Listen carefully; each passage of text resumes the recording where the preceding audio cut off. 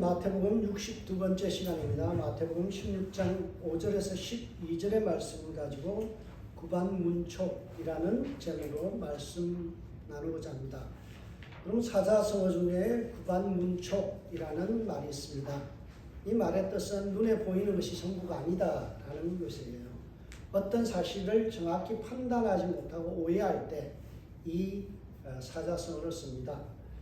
우리가 정확히 이해하지 못하면 오해하게 됩니다. 1992년도 우리 이민사회에 굉장히 아픔을 줬던 한 사건이 있습니다. 그게 뭔가 하면 LA 폭동입니다. 여러분, 이 LA 폭동이 어떻게 일어났는가 하면 작은 오해에서부터 비롯되었습니다.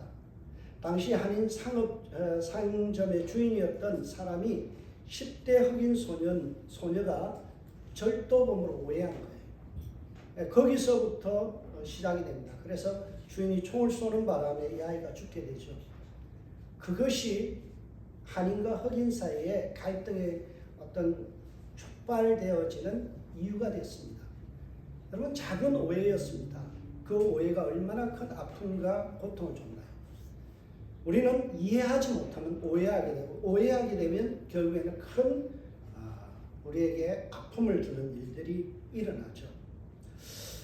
이해와 통찰력이 부족할 때 사소한 것에, 지역적인 것에 우리는 굉장히 목숨 거는 경향들이 있습니다. 그래서 제자들에게 가장 중요한 덕목 중에 하나가 바로 통찰력입니다. 여러분, 통찰력, 이게 있어야 돼요. 성경에 통찰이라는 말이 나올까요? 안 나올까요? 나옵니다. 통찰이라는 이 단어는요, 꿰뚫어 살펴본다라는 말입니다. 근데 통찰력이라는 이 프로니모스라는 이 헬라어는요, 우리 성경에서는 지혜라는 단어로 번역했습니다. 마태복음 24장 45절 보면 지혜롭고 통찰력 있고 충성스러운 종은 주의를 게을리하지 않고 주인이 올 때 맞이할 준비가 되어 있다라는 말씀으로 되어 있습니다. 그러니까 성경에서 지혜롭다라는 말은 다른 말로 이야기하면 통찰력이 있다라는 거예요. 그러면 지혜가 다른 게 아니에요. 지혜 은사라는 것은 어떤 것을 꿰뚫어 볼 수 있는 눈, 뭔가를 이해할 수 있는 이해력, 이것이 통찰력이고 그것이 지혜라는 것입니다. 그래서 오해를 자주 하는 사람들은요, 통찰력이 없는 거예요. 이해를 잘하는 사람은 특별히 하나님이 주신 지혜의 은사가 있는 사람들이에요. 여러분, 사람을 바라볼 때 이해하고 넘어갈 주의 이름으로 축복합니다. 그게 바로 지혜고 그게 바로 뭐래요? 하나님이 주시는 통찰력이라는 거예요. 그런데 오늘 본문에 등장하는 제자들은 통찰력 빵점이에요. 6절에 보면 제자들이 우왕좌왕하며 건망증에 걸린 모습처럼 비춰집니다. 제자들이 건너편으로 갈 새 떡 가져오기를 잊었더니 라는 말씀이 되어 있죠. 제자들은 배를 타고 벳세다로 이동하는 중에 아차하는 생각이 들었습니다. 왜냐하면 제자들이 반드시 해야 될 비상식량을 저축하고 준비하는 일을 깜빡 잊었다는 것을 깨달았기 때문입니다. 이동 중에 식사 준비를 하는 것, 이거는 제자의 해야 될 당연한 의무였어요. 본분을 망각한 것에 대한 후회와 죄책감이 그들에게 몰려왔습니다. 제자들의 마음은 온통 떡을 가져오지 않은 것에 대한 후회와 그리고 안타까움 때문에 음식에 오로지 마음이 팔려 있었어요. 여러분, 떡을 가지고 오지 않은 것은 뒤늦게 후회하고 있었다라는 사실이에요. 사실 여기에는 굉장히 잘못된 모습이 있죠. 제자들은 명색이 제자라고 하지만 영적인 것에는 전혀 관심이 없고 그저 먹고 사는 문제에만 몰두해 있었다라는 사실입니다. 이런 후회와 고민은 쓸데없는 고민이에요. 에너지 낭비입니다. 왜냐하면 떡은 예수님의 사역에 있어서 본질적인 문제가 아니기 때문에 그래요. 그래서 예수님이 사람이 떡으로만 살 것 아니에요. 떡도 필요하지만 그거보다 더 중요한 일이 있다라는데 제자들은 오로지 배를 채우는 것, 한 끼의 식사를 해결해야 된다는 그 문제에 급급해서 더 소중한 것, 먼저 그 나라와 그 의를 구하고 예수님을 따라 살아가는 삶을 포기한 채 그들의 머리에 온통 뭐만 있어요? 어떻게 하면 이 문제를 해결할까? 어떻게 하면 한 끼의 식사를 해결할까? 여기에만 오로지 관심이 꽂혀 있었어요. 떡 가져오는 것에선 떡을 가져오지 않은 것은 그다지 중요한 문제가 아닙니다. 여러분 죽고 사는 문제 아니에요. 그럼에도 불구하고 제자들은 심각한 고민에 빠져 있었어요. 여러분 교회도 그럴 수 있습니다. 여러분 우리 교회가 먼저 하나님의 나라와 그 의를 구하기보다는 어떻게 하면 우리가 생존할 수 있는가? 어떻게 하면 교회를 또 이전할 수 있는가? 또는 교회가 어떻게 하면 성장할 수 있는가? 이런 문제만 몰두해 있으면 이것은 우리의 뭐예요? 잘못된 생각이죠. 주님은 서로 사랑하라 라고 말씀하셨고요. 복음을 전하라고 말씀하셨죠. 이것이 우선이잖아요. 하나님께 예배하는 것이 우선이죠. 근데 이 모든 것을 뒤로하고 우리 속에는 어떻게 하면 생존할 수 있을까? 여기에 꽂혀 있으면 교회도 비본질적인 것에 우리의 마음을 뺏기게 된다라는 거예요. 부차적인 것에 우리의 마음을 뺏겨요. 자꾸만. 그래서 거기에 집착하다 보면 우리가 주님이 우리에게 주신 귀중한 말씀들, 사명들을 잊어버리고 살 때가 있죠. 여러분 중요한 것을 먼저 해야 돼요. 중요한 것을. 급한 것을 우리는 먼저 하는 경향이 있죠. 급한 것보다 더 중요한 것은 내게 중요한 것. 주님이 우리에게 주신 사명이 있잖아요. 서로 사랑하라. 이보다 더 큰 계명 없다. 이게 교회의 본질이에요. 그리고 땅끝까지 이르는 증인이 되라. 이 말씀이에요. 복음 전도와 사랑하는 것. 이거보다 더 우선되어야 될 교회 사명이 없어요. 근데 우리는 사소한 것에 친교 뭘 먹느냐 이거 가지고 싸울 때가 있고요. 쓸데없는 것 때문에 우리가 신경전을 벌일 때가 있죠. 그럼 제자들 사이에 이상한 분위기를 감지하신 예수님은 접촉점이 되는 떡을 가지고 말씀을 시작하십니다. 주님께서 이 떡이라는 주제를 가지고 질문을 던지죠. 예수께서 이르시되 삼가 바리새인과 사두개인의 누룩을 주의하라 라고 말씀합니다. 근데 어떤 사본에는 보면요, 대부분 많은 사본에는 누룩 대신에 떡이라고도 기록됐습니다. 삼가 바리새인과 서기관의 떡을 주의하라 라고도 되어 있어요. 여러분 떡 먹는 것에 급급해 하지 말고 걱정하지 말고 예수님께서 지역적인 것을 내려놓고 정말 너희들이 걱정해야 되고 조심해야 될 것, 주의해야 될 게 있다라는 거예요. 이 말을 look at the big picture, 큰 그림을 바라는 거예요. 작은 떡 부스러기, 친교, 이 문제에 우리가 너무 몰두할 것이 아니고 하나님 나라를 이루는 데서 큰 방해가 되는 것들, 교회에 있어서 큰 해악이 되는 것이 뭔지 큰 그림을 보라는 거예요. 큰 그림을. 여러분 큰 그림을 볼 수 있는 것이 통찰입니다. 지역적인 것, 사소한 것, 단어 몇 개 그냥 거기에 마음을 뺏기면 안 돼요. 여러분 우리가 이야기하다 보면요, 어떤 단어가 귀에 거슬릴 때가 있어요. 근데 그 단어 때문에 내가 은혜를 다 까먹어요. 그 단어를 왜 썼지? 이거 생각하다 보면요, 정말 좋은 설교의 말씀도 다 놓칠 때가 있고 주에서 우리에게 주는 좋은 조언의 말씀도 다 놓칠 때가 있어요. 어느 한 단어에 꽂혀가지고 거기에 급급하다 보면 지엽적인 것에 우리가 완전히 마음을 뺏기다 보면 정말 큰 그림을 놓칠 때가 있다라는 거예요. 그래서 예수님께서 그 말씀하신 거예요. 누룩을 주의해라 라는 말씀이에요. 그런데 예수님은 제가 보니까 언어의 천재, 언어의 천재. 하나님께서 언어를 만드셨기 때문에, 랭귀지를 만들어주시기 때문에 예수님과 참 말씀을, 성경을 읽어보면 참 재밌는 단어풀이를 하세요. 누룩이라는 이 단어가 있죠. 누룩이라는 단어가요, 아람어로 보면 하미라예요. 근데 12절에 보면 바리새인과 서기관들의 교훈을 삼가라 할 때 교훈이라는 단어가 아미라예요. 발음상 하미라, 아미라 비슷해요. 이런 것을 영어에서 뭐라 그래요? wordplay, 말장난이라고 이야기하죠. 예수님은 지금 비슷한 단어를 가지고 오늘 본문을 통해서 이야기하는 거예요. 정말 주의해야 될 누룩이 있다, 하미라가 있는데 그것이 바로 바리새인의 아미라다라고 말씀하는 거예요. 여러분 상가 바리새인과 그리고 사두개인의 누룩을 주의하라라고 말씀하죠. 그런데 여기에 보면 바리새인과 사두개인의 그 위험성을 싸잡아서 지적하고 있어요. 제가 오늘 싸잡아라는 표현을 합니다. 사실 바리새인과 사두개인은요 서로 너무나 다른 신앙과 가치관을 갖고 있기 때문에 전혀 공통분모가 없는 사람들이에요. 근데 예수님은 그들을 싸잡아서 경고해요. 바리새인과 사두개인의 누룩을 주의하라. 왜 예수님께서 이 사람들을 싸잡아 비난할까요? 색깔은 다르지만 복긴 객기이다. 이런 말 있죠. 극과 극은 통한다. 극과 극은 통한다. 여러분, 극우파도요, 극좌파도요. 어떻게 보면 이들이 전혀 다른 것 같지만 통하는 부분이 참 많아요. 외골수잖아요. 여러분 우리나라도 태극기 부대가 있어요. 그분들 외골수예요. 그다음에 뭐 또 개딸들이라고 하는 일명 그 진보적인 사람들도 외골수예요. 다른 사람 말 안 들어요.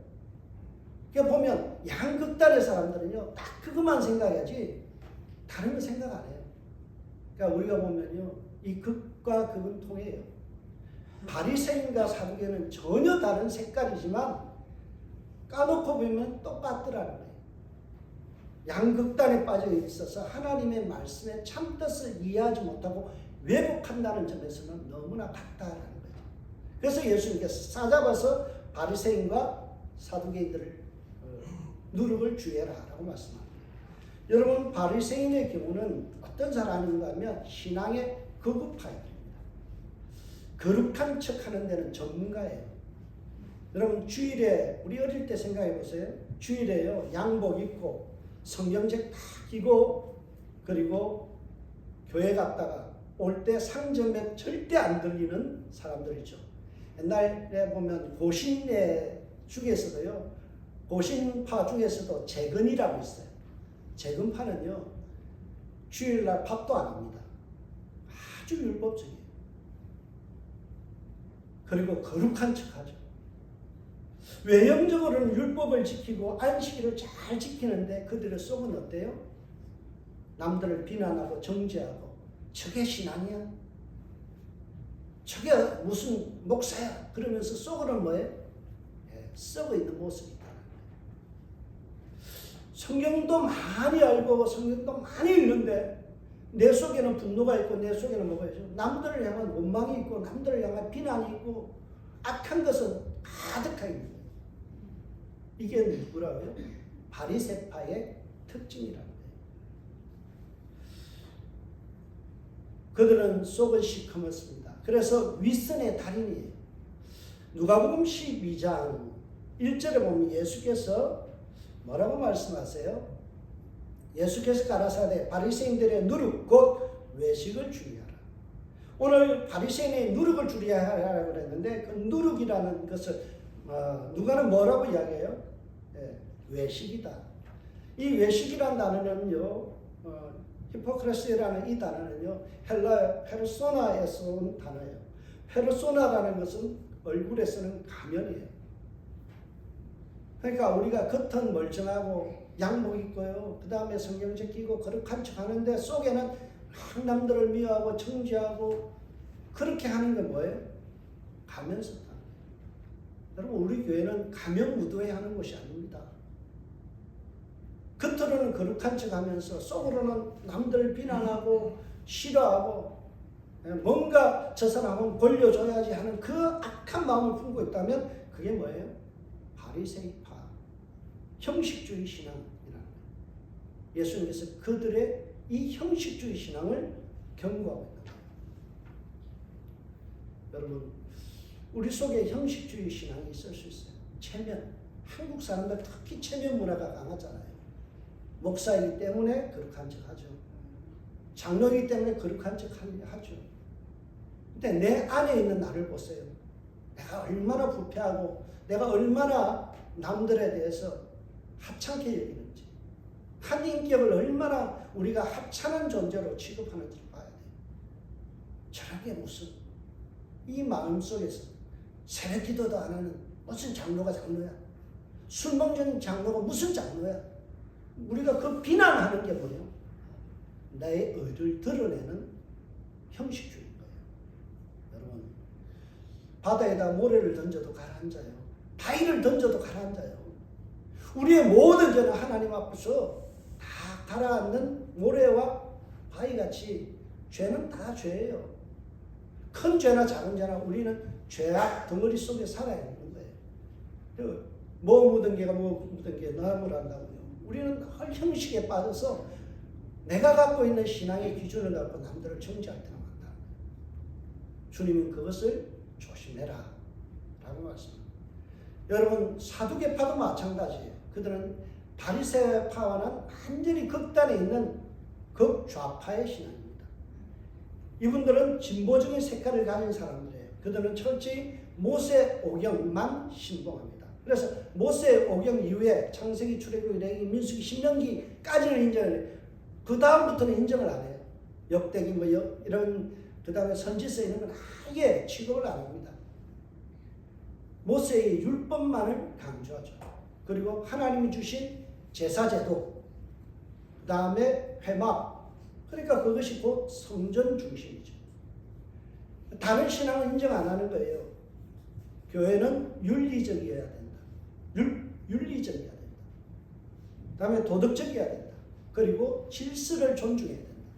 성전 질서를 무너뜨리고 성전 질서를 방해하는 것은 용납 못하는 거예요. 여러분, 사두개라는 말에 이 단어가 어디서 하는 거냐면 성경에 보면 제사장 사독 나오죠. 사독 선지자, 그 제사장. 사독에서 나온 단어가 바로 사두개파라는 겁니다. 이들은 대제사장이에요. 성전의 정점에 있는 사람들이에요.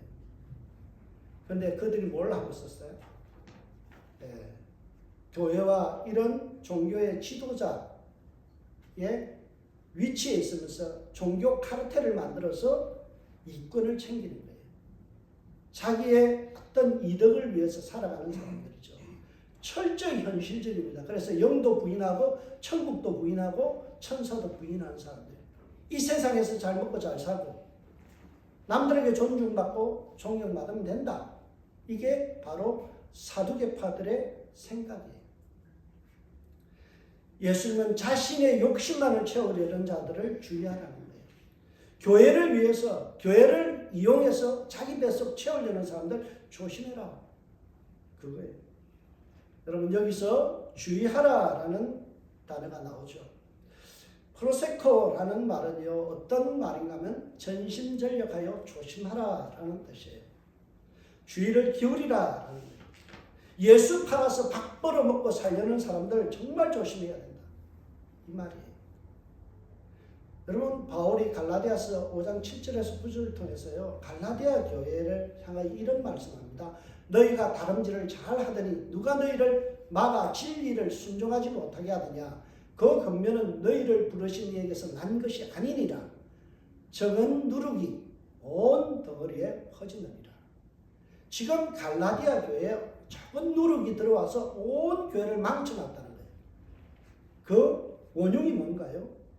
갈라디아서에 보면 그 원흉이 바로 종교를 이용해서 사람들을 가스라이팅하고 조종하려는 그런 사람들이 득세했다는 거예요. 갈라디아서 5장 1절에 보면, 오늘 보면 바로 앞에 보면 이런 말씀이 나옵니다. 그리스도께서 우리를 자유케 하시려고 자유를 주셨으니 그러므로 굳건하게 서서 다시는 종의 멍에를 매지 말라. 하나님이 우리에게 자유를 주셨다는 거예요. 진리를 알지니 진리가 너희를 자유케 하리라. 예수 믿으면 뭐가 있어야 돼요? 자유함이 있어야 돼요. 자유함이 있어야 되는데 자꾸 자유함을 뺏어가는 거예요. 그래서 어떻게 해야 돼요? 예수님이 주인인 교회가 아니라 목사가 주인인 교회, 장로가 주인인 교회에 대해서 사람들을 자꾸 좌지우지하려는 거예요. 이걸 가스라이팅이라고 하죠. 여러분, 이단들 하는 거 보세요. 성적으로 막 사람들을 착취하고 하잖아요. 멀쩡한 아이들이 왜 그렇게 할까요? 세뇌된 거예요. 종교 지도자라는 그 권력을 가지고 사람들을 갖다가 재산을 뺏고 성을 뺏어가는 거예요. 뭐예요, 전부 다? 이게 바로 이야기하는 사두개파가 하는 일이에요. 여러분, 하나님께서 우리에게 주신 거는요, 자유함이에요. 새벽기도 못해도 괜찮아요. 기도하고 빼먹어도 돼요. 주일 하루 빠진다고 해서 하나님 벌 주시는 그런 째째한 하나님 아니에요. 하나님은 통 큰 하나님이세요. 우주 만물을 우리에게 다 주실 만큼이나 통 큰 하나님인데, 인간 하나가 주일날 하루 빠졌다고 해서 해초리 되고 달라드는 그런 뭐라 그러죠? 쫌생이 영감 같은 그런 하나님 아니에요. 하나님 우리에게 자유함을 주셨어요. 예수 믿으면서요, 종의 신앙이 아닌 아들의 신앙으로 우리가 바뀌어져야 돼요. 저번에 이야기했잖아요. 우리 아들 오면은요, 냉장고 마음대로 열고 뭐 채워놔라 그러고요, 밥 해놔라 그러고 막 요구해요. 지가 뭔데 내 와이프를 힘들게 해요? 아들입니다. 아들이니까 당당하게 요구하는 거예요. 엄마 먹을 게 없어, 좀 시장 봐놔. 어떻게 여러분의 자녀가 여러분이 우리 집에 와서 그럴 수 있나요? 못하죠. 우리 아이들은요, 당당해요. 하나님의 자녀로서 교회에 온다는 것은요, 그 당당함을 가지고 오는 거예요. 아버지 집에 왔잖아요. 쭈뼛쭈뼛 할 필요 없어요. 이것은 내 아버지 집이에요. 냉장고에 있는 거 마음대로 열어서 드세요. 다 주님 거예요. 아버지 거예요. 미안해하지 마세요.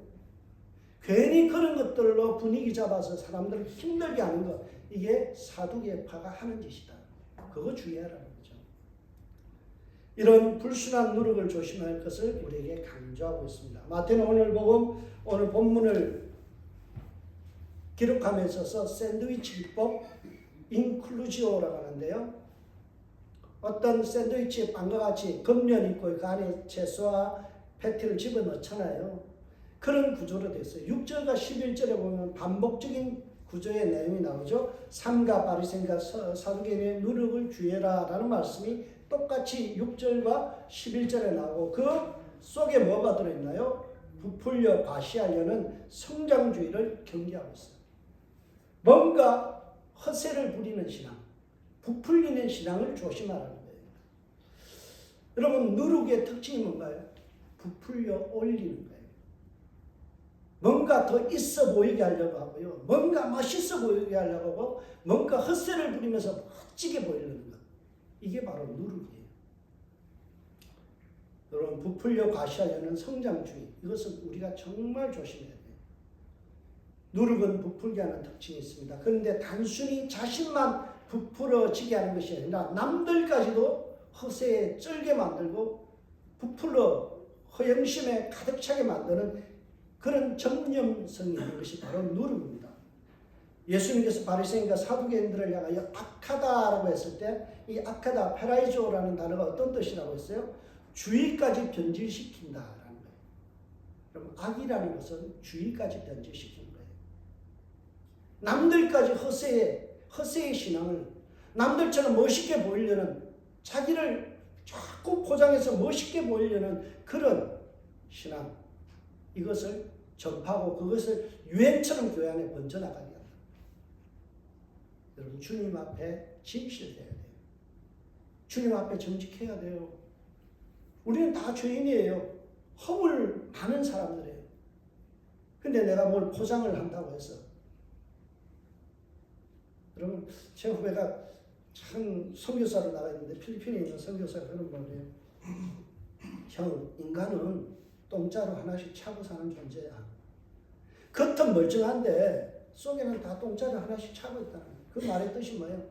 인간은 번지르하고 학벌과 외모와 모든 것을 가지고 멋있게 아름답게 치장하지만 속은 어때요? 까보면 전부 다 냄새나고, 까보면 모든 것이 부패한 본성들이 있다는 거예요. 선교사에 가면서 그가 느끼는 이야기를 하는 거예요. 다 그러한 모습으로 주의를 변질시키는 거죠. 오늘 여기 본 누룩이라는 단어가요, 무교절 떡과 관련이 있는 단어예요. 출애굽기 12장 14절에서 20절에 보면 무교절에 먹는 무교병이라는 것이 떡이에요. 무교절에 먹는 떡이 있는데요, 거기에는 특징이 하나 있습니다. 그게 뭐예요? 누룩을 첨가하지 않는 떡이라는 거예요. 여러분, 아니, 왜요? 그런 생각이 들죠. 누룩이 들어가야 잘 부풀어 오르고 부드럽고 맛있어지잖아요. 여러분, 밀가루만 반죽해서 찌면 어때요? 딱딱해져요. 거기다 이스트를 넣고 그리고 이렇게 누룩을 넣으면 어때요? 그게 정말 잘 부풀어 올라서 부드럽고 맛있어요. 그런데 성경은 뭐라고요? 무교절날 출애굽한 이스라엘 백성들에게 거친 빵을 먹어라 라고 이야기해요. 여러분, 달콤한 부드러운 이집트의 그 식사 문화가 아니라 거칠고 맛은 없지만 순전한 이스라엘식 떡을 먹으라라는 거예요. 여러분, 세상의 문화는 달콤합니다. 매우 부드럽습니다. 그러나 여기는 치명적인 문제가 하나 있습니다. 그게 뭔가요? 복음을 변질시킨다는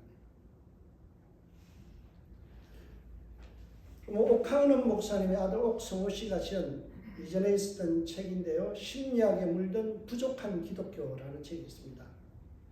모든 내용을 다 동의할 수 없지만 상당 부분 일리가 있는 내용이에요. 현대 기독교는 심리학을 가지고 마케팅이라는 기법을 가지고 엔터테인먼트이라는 것을 도입해서 교회의 성장을 이루려고 해요. 교회가 성장할 수 있다면 어떤 방법도 다 세속적인 방법 다 끌어오는 거예요. 말씀의 능력, 성령의 능력보다는 인본주의 노력을 사용해서 교회 덩치를 부풀리려는 것. 그래서 매우 경계해야 될 일이다라는 거예요. 저도 한국 교회나 우리 이민 교회를 보면서 우려하는 것이 있습니다. 목사들 모이면 성도 몇 명이에요? 예산이 얼마예요? 이렇게 따져요. 뭐예요, 이건? 세속주의 누룩이에요. 두세 사람이 모인 것에 나는 그들 속에 있다라고 했잖아요. 2명이면 어떻고 3명이면 어때요? 그 속에 정말 주님이 있느냐 없느냐의 문제잖아요. 예수가 우리의 삶의 주인이면요, 교회 작아도 상관없어요. 아무리 덩치가 커도 예수가 그곳에 없는 교회는요, 그것은 더 이상 교회가 아니에요. 그런데 우리는 예산과 인원과 어떤 선교를 많이 한다는 이런 자랑거리를 가지고 우리를 부풀리려고 해요. 우리 교회 멋있어. 우리 교회 위대해. 너희 부럽지? 라는 찬사를 받기 위해서 우리는 자꾸만 누룩처럼 부풀리려고 해요. 복음으로 승부하기보다는 세속적인 방법을 차용해서 성장하려는 것 매우 위험합니다. 부흥은 하나님이 주시는 거예요. 부흥은 하나님이 주시는 거예요. 하나님의 일이 하나님의 방법을 통해서 하나님의 사람으로 나타나는 게 부흥이에요. 숫자가 많이 모이는 게 부흥이 아니라 하나님의 영이 우리에게 임재하여서 그곳에 놀라운 변화를 일으키는 것. 한 사람 한 사람이 예수의 인격으로 변화되는 것. 이게 부흥이에요. 그래서 D.L. 무디에게 물었잖아요. 어떻게 하면 부흥이 일어날 수 있습니까? 너 골방에 들어가서 주의 손을 그어놓고 그 속에 부흥이 일어나기를 기도해라. 그것이 부흥이다. 어떻게 하면 교회 키울 수 있습니까? 라고 묻는 목사들에게 네가 골방에 들어가서 하나님의 임재를 경험해라. 하나님과 깊은 만남을 가져라. 그러면 그것이 부흥이다.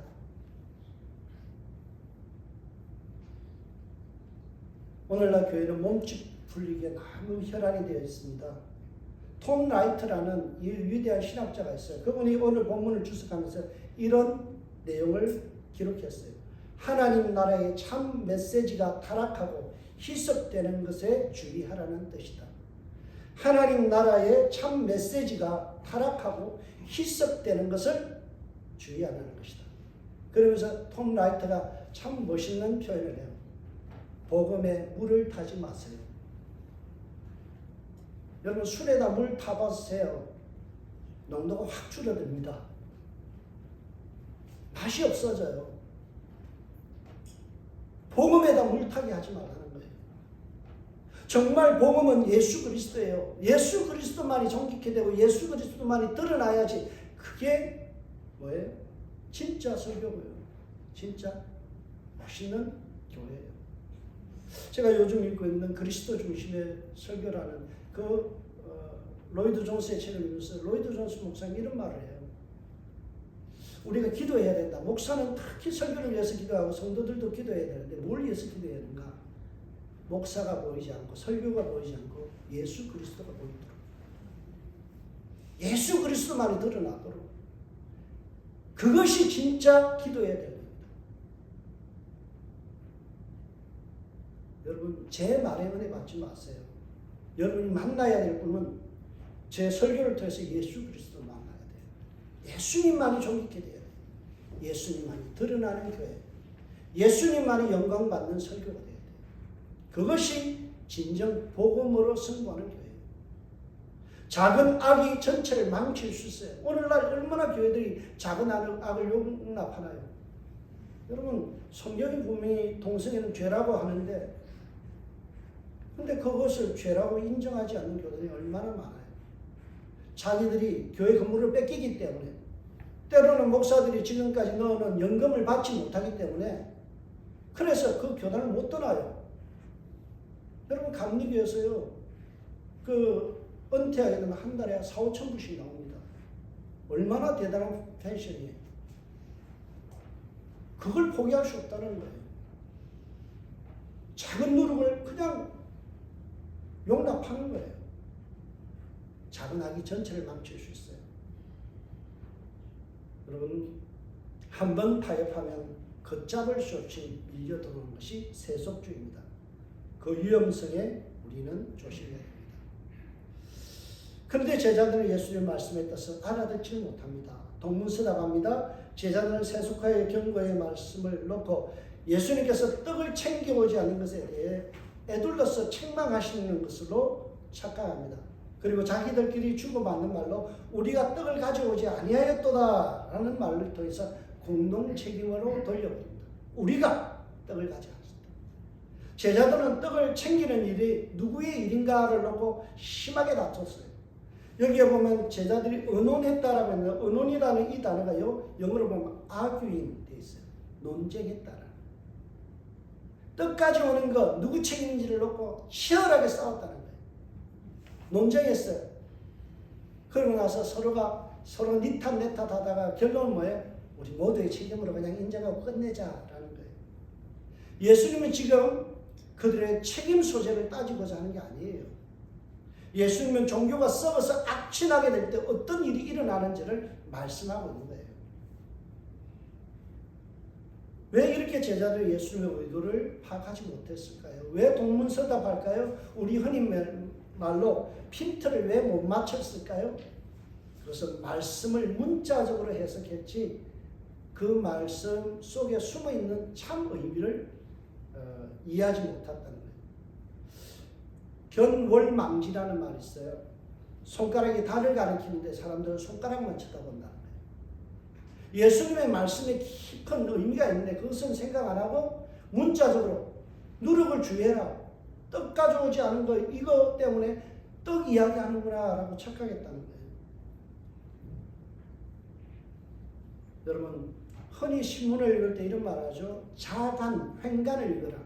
글자와 글자 사이에 숨어있는 이야기를 읽어내라는 거예요.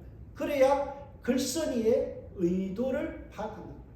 많은 사람들은 신문을 보면서 앵무새처럼 그냥 그 신문에 적혀있는 이야기만 다 읽어봐요. 내가 어떤 정보를 들으면, 유튜브 이야기를 들으면 그것만 계속 이야기해요.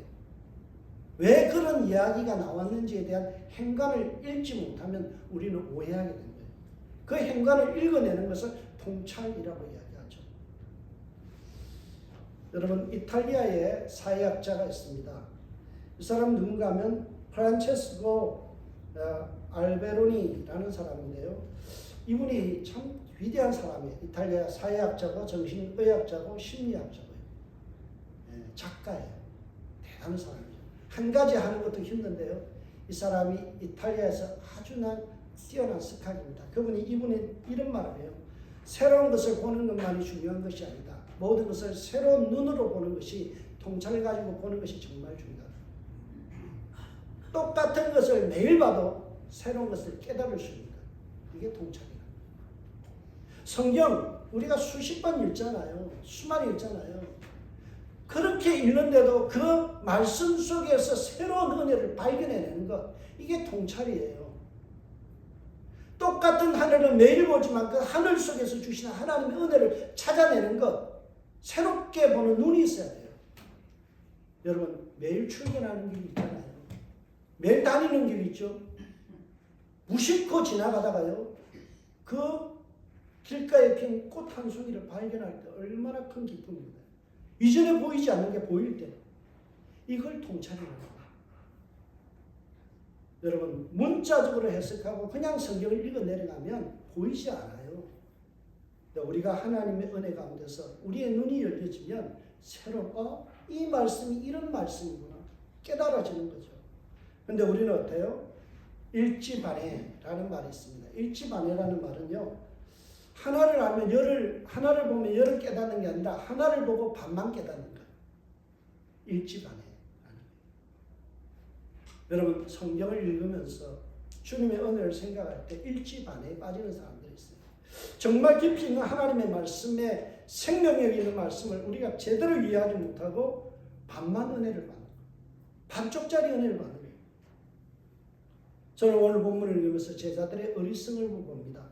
500여의 기적, 700여의 기적을 통해서 예수님께서 이렇게 놀라운 기적을 베푸시는 것을 봤어요. 그런데 제자는 뭐하고 있어요? 떡 안 가져온 걸 걱정해요. 저는 오늘 본문 읽으면서 이런 생각이에요. 떡공장 사장 옆에서 떡 걱정하는 제자들. 이해가 되세요? 예, 700여, 500여의 기적을 가지고 놀랍도록 주님이 떡을 만들어내셨는데 그 떡 공장 사장 옆에서 뭐하고 있어요? 떡 몇 조각 안 가져온 것 때문에 고민하고 있는 거예요. 더 나아가서 생명의 떡 대신 예수님 우리가 모시고 살면서도 우리는 순간적으로 허기를 달래줄 우리의 일용할 양식을 놓고 걱정하는 거예요. 여러분, 제자들은 700여에서 남은 7광주의 떡을 두고 온 것을 후회하면서 정말 영생하도록 영원히 배고프지 않도록 하시는 예수님을 망각했다는 사실이에요. 잊을 게 따로 있잖아요. 어떻게 능력의 원천 되시는 예수님을 곁에 두고도 어떻게 해요? 걱정만 하고 있잖아요. 그런데 이것이 우리의 모습이에요. 지금까지 능력으로 내게 오셔서 찾아오셔서 생명 주시고 구원해 주시고 아플 때 치료하시고 기적을 베풀어서 놀랍도록 은혜 베푸셨는데 그 주님 우리가 경험하고 모시고 살아가면서도 우리는 뭐하고 있어요? 걱정만 하고 있어요. 떡공장 사장 되시는 주님 옆에서 떡을 가지고 걱정하는 제자들처럼 생명의 원천 되시고 능력의 주님을 우리가 모시고 살아가면서도 우리는 늘 실생활 속에서 걱정투신. 돌아서면 걱정해요. 돌아서면 걱정해요. 건강 걱정해요. 자식 걱정해요. 돈 걱정해요. 뭘 먹을까 자꾸 걱정만 해요. 주님께서 말씀하셨잖아요. 야, 참새 날아다니는 참새 봐라. 저것들도 먹이는데 얼마나 너희들 귀하게 보시는데 너희 먹을 것을 주님께서 예비하지 않겠느냐. 오늘 살아가면서 우리 그리스도인들이요, 이 불신앙에 빠져 있어요. 예수를 믿는다 하면서 실천적 무신론자처럼 예수 믿으면서도 우리는 걱정에 빠져 살아요. 여러분, 예수께서 이르시되 믿음인 작은 자들아 어찌하여 떡이 없으므로 서로 언언하느냐. 마태복음은 끊임없이요 믿음 없음을 이야기하고 있어요. 우리가 대표적으로 마태복음 14장 31절 물에 빠져드는 베드로를 건져주시고 예수님 뭐라고 했어요? 예수께서 즉시 손을 내밀어 그를 잡으시며 이르시되 믿음이 작은 자여 왜 의심이 하느냐. 여러분, 명색이 제자잖아요. 명색이 수제자다. 근데 환경을 보면서 빠져들어가는 자기의 현실을 보면서 낭망하고 걱정했다. 그걸 보면 뭐라고요? 믿음 없는 베드로예요. 믿음이 작은 자야라고 호통치잖아요. 여러분, 8절에서 11절에 계속 반복되는 말씀이 뭡니까? 어찌하여 너희가 아직도 깨닫지 못하느냐? 왜 통찰력이 부족하느냐? 어찌하여 기억하지 못하느냐? 왜 기억력이 부족하느냐? 지금까지 먹이시고 입히시고 인도해 주신 주님 왜 기억하지 못하느냐? 오늘 본문에서 제시되는 떡 5개로 5,000명을 먹이고 준 것이 몇 바구니며 떡 7개로 4,000명을 먹이고 준 것이 몇 강준인지를 기억하지 못하느냐. 여러분, 우리 흔한 말 그러죠. 까마귀 고기를 삶아 잡수셨나.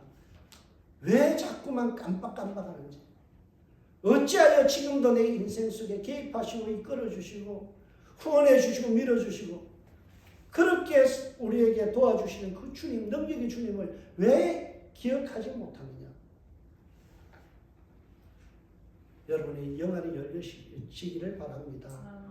오늘도 우리와 함께 하시는 주님, 주만 바라볼지라. 주만 바라보세요. 능력의 주님을 바라보세요. 마가복음은요, 오늘 본문을 설명하면서 마음에 둔하여져 있다라는 부분을 강조하는 반면에 오늘 마태는요, 뭘 강조해요? 믿음 없음. 왜 예수를 믿지 못하냐? 이 말씀하고 있어요. 여러분, 인간은 무능해요. 예수를 자꾸 까먹어요. 하나님을 잊어버리고 살아가요. 그러면서 걱정만 하고 있어요. 현실의 문제로 너무 힘들어요. 그래서 주님께서 책망하시죠. 때로는 이 책망의 말씀이 우리에게는 뭐가 돼요? 영안을 열게 하는 회초리가 될 때가 있죠. C.S. 루이스라는 사람이 고난은 하나님이 주신 확성기다라고 했어요. 확성기. 크게 들리게 하는 장치다. 때로는 주님의 책망이, 채찍이 나로 하여금 이 풍랑 인연하여서 더 빨리 가게 하고 하나님의 통찰력을 갖게 하고 믿음의 눈을 열게 하는 귀한 은혜가 된다. 오늘 12절의 마지막 절은요, 참 희망적인 말씀으로 우리에게 끝을 맺습니다. 그게 뭔가 하면 그제서야 말씀하신 줄 깨달으니라. 그제서야 제자들이 떡에 누르기 아니요 바리새인과 사두개인들의 교훈을 삼가라는 말씀인 줄을 깨달으니라. 그들의 통찰력이 열려졌다. 영안이 열려졌다는 것. 여러분, 9절과 11절에 깨닫지 못하느니라는 말씀으로 어두운 제자들의 모습을 보여주다가 12절에 가서 제자들이 비로소 그제서야 깨달은. 여러분, 우리 한국말에 이런 말이 있죠. 끝이 좋으면 다 좋다. 여러분, 우리의 인생이 그랬으면 좋겠어요. 때로는 그 염려와 걱정 때문에 주님 놓치고 살 때가 있죠. 주님 잊어버리고 깜빡깜빡할 때 있죠. 그제서야 우리가 어떤 주님의 호통과 꾸지람과 때로는 책망 가운데서 어떤 일들을 경험하면서 그제서야 주님이 나의 능력의 주님이시고 나의 하나님이시며 그분에게는 능치 못함이 없음을 그 말씀하신 줄을 깨달으리라. 저와 여러분의 영안이 열려지길 바랍니다. 염려하지 말고 주님 붙드세요. 걱정할 시간에 기도하세요. 주님이 우리와 함께 하잖아요. 그래서 오늘도 주님과 함께하는 이 한 주간 되셔서 이 한 주간이 영적 통찰력, 지혜로 가득한 한 주간 되시길 주의 이름으로 축복합니다. 기도하겠습니다. 하나님, 우리의 눈을 열어서 믿음으로 주를 보게 하여 주옵소서. 능력의 주님을 보게 하여 주옵소서. 그 능력 많으신 주님 모시고 살면서 우리가 떡이 없음을 고민하고 건강이 나쁨을 걱정하고 자식들 때문에 염려하는 우리의 모습들 주님 내려놓게 하여 주옵소서. 주님이 우리의 모든 인생의 생사복을 주관하시고 이끌어가시고 있음을 믿게 하여 주옵소서. 우리의 눈이 열려서 부유하신 주님을 바라보게 하셔서 우리의 삶이 안전하게 하시고 평강이 넘치는 일주일의 삶이 되게 하여 주옵소서. 감사하고 예수님의 이름으로 기도합니다. 아멘.